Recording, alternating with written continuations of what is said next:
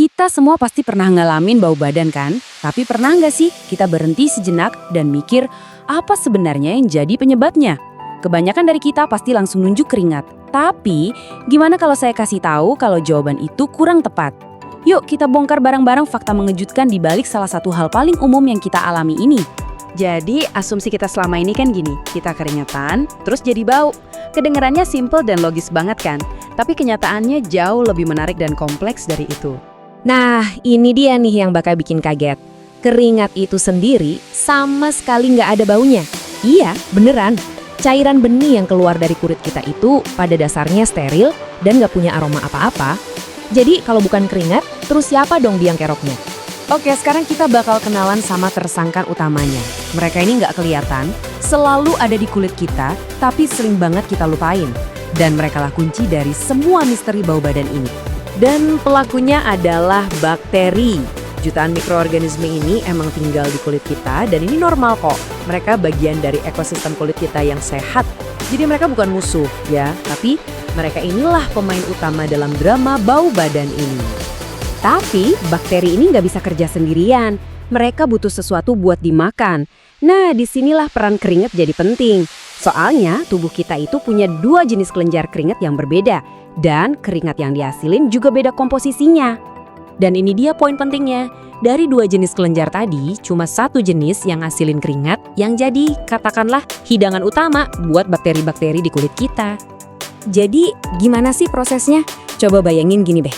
Bakteri di kulit kita itu lagi siap-siap buat makan besar. Dan keringat kita itu adalah menunya. Prosesnya simpel banget, cuma ada 3 langkah.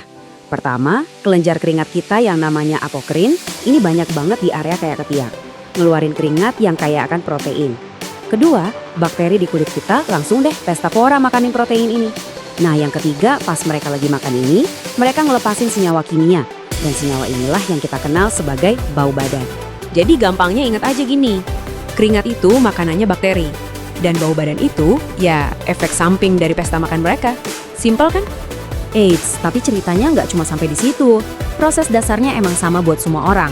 Tapi ada beberapa faktor lain yang bisa bikin aroma khas tiap orang itu beda-beda. Faktor kayak jenis kelamin udah pasti ngaruh.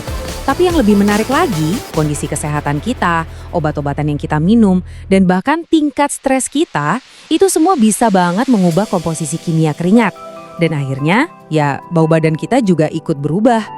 Nah, ini bagian yang penting banget nih. Perubahan bau badan yang tiba-tiba itu bisa jadi bukan cuma soal kebersihan loh. Itu bisa jadi sinyal penting dari tubuh kita tentang ada sesuatu yang nggak beres. Makanya penting banget buat kita peka kalau tiba-tiba kita nyium bau yang aneh, bau yang baru, atau ada perubahan drastis sama bau badan kita. Anggap aja ini cara tubuh kita lagi ngobrol sama kita, ngasih tahu sesuatu. Ada 2 hal utama sih yang perlu kita waspadai. Bisa jadi itu tanda penyakit yang belum ketahuan, atau efek samping dari obat-obatan baru yang lagi kita minum. Jadi kalau kamu ngerasa ada bau aneh yang gak hilang-hilang, jangan ragu ya buat ngobrol sama dokter. Contoh paling terkenalnya nih, dan ini mungkin banyak yang belum tahu, bau badan yang agak manis atau kayak bau buah-buahan, itu bisa jadi tanda kadar gula darah lagi tinggi banget. Itu gejala klasik diabetes. Ini contoh nyata banget kan, gimana bau badan kita bisa jadi petunjuk penting buat kesehatan. Oke, yang terakhir kita bahas soal hubungan antara pikiran dan tubuh kita. Emang bisa ya kondisi emosi kita ngaruh ke bau badan? Jawabannya bisa banget, dan koneksinya sangat nyata. Jadi gini, waktu kita lagi stres atau cemas, tubuh kita itu ngeluarin lebih banyak keringat dari kelenjar apokrin yang tadi kita bahas. Nah, makin banyak keringat, artinya makin banyak makanan buat bakteri. Hasilnya, ya pestanya makin rame dan bau badannya jadi makin kecium. Jadi, ngelola stres itu nggak cuma bagus buat mental, tapi juga buat hidung kita. Jadi, intinya adalah bau badan kita itu lagi cerita sesuatu. Lain kali kamu sadar sama bau badanmu, jangan langsung anggap itu gangguan. Coba deh berhenti sejenak dan dengerin. Kira-kira apa ya yang lagi coba disampaikan sama tubuhmu? Makasih udah menyimak, sampai ketemu lagi di pembahasan berikutnya ya.